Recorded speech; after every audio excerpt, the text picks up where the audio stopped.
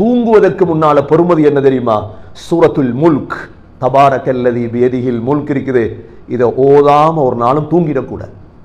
ஸல்லல்லாஹு அலைஹி வஸல்லம் தபாரக்கல்லதி சூரா ஓதாம தூங்கியதே இல்லை. ஏன் ஏன் சகோதரர்களை பெருந்திருக்கிறோம். அடுத்த வினாடி கண்ணை பொத்தினோம்டா அபூபக்கர் பள்ளியில கொண்டு போய் வச்சுட்டுவார். உங்களோட கனடா வீடு, உங்களோட வாகனம், உங்களோட பாஸ்போர்ட் எல்லாம் பறிமுதல் செய்யப்படும்.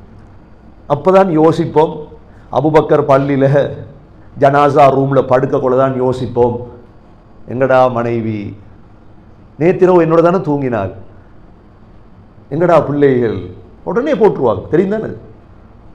அது அந்த நேரம் யோசிக்கக்கூடாது. அந்த நேரம் யோசிக்கக்கூடாது.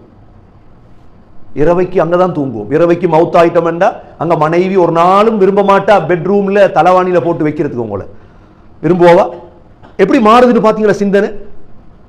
கணவனாக இருந்த நாங்க ஒரு வினாடியில் எங்களோட பேர் மையத்தாக மாறிட்டு, ஜனாசாவாக மாறிட்டு, இவ்வளவு சொத்துக்கு உரிமையாளன். அடுத்த வினாடி சகோதரர்களே, அடுத்த வினாடி.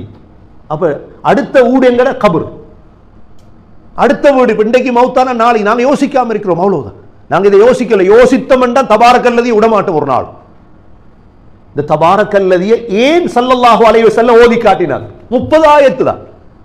நீங்க 30 நாள் பார்த்தோது நீங்கண்டா 31வது நாள் பாடம் வந்துடும். விட்டுறாதீங்க வாழ்க்கையில பொறுமதியான தபாரக்கல்லு. சொன்னாங்க ஸல்லல்லாஹு அலைஹி வஸல்லம், யார் இந்த தபாரக்கல்லதி சூரா ஓதுவாரோ கபருடைய ஃபித்னாவை விட்டும் பாதுகாக்கப்படுவார். எவ்வளவு பொறுமதி! 1000 வருஷம் கபர்ல இருப்போமா? 1000 வருஷமா? 2000 வருஷமா? ஸல்லல்லாஹு அலைஹி வஸல்லம் கபர்ல எத்தனை வருஷம்? 1400 வருஷம் ஸல்லல்லாஹு அலைஹி வஸல்லம் கபர்ல. ஆதம் அலைஹிஸ்ஸலாம் 5000 வருஷம் கபர்ல. இன்னும் இவ்வளோ காலத்துக்கு ரிஸ்க் தபாரக்கல்லு ஓதுறதுக்கு 10 நிமிடம் போதாது. கண்ணியமிக்க சகோதரர்களே, தபாரக்கல்லதி. இரண்டாவது அப்படியே காலப்போக்கில் சூரா சஜிதா, ஸல்லல்லாஹு அலைஹி வஸல்லம் ஓதாம தூங்கவே மாட்டார். அவ்வளோ பொறுமை. ஆகவே சகோதரர்களே, இதுதான் நபியுடைய ஒரு நாள் ஷெட்யூல். முஹர்ரம் பிறந்திருக்குது, நீயத்தை வைங்க கல்புல. ஹஜ் செய்யாதவங்க இன்ஷா அல்லாஹ் நான் ஹஜ் செய்ய போறேன்.